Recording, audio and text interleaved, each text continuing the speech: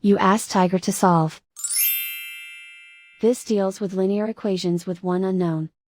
The final result is n equals 2. Let's solve it step by step. Group all constants on the right side of the equation. Subtract 2 from both sides. Simplify the arithmetic.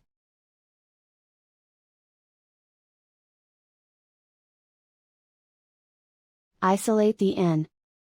Divide both sides by 2. Simplify the fraction.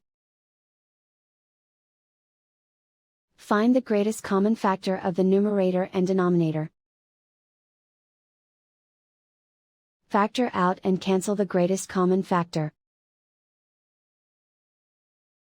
And so the final result is n equals 2.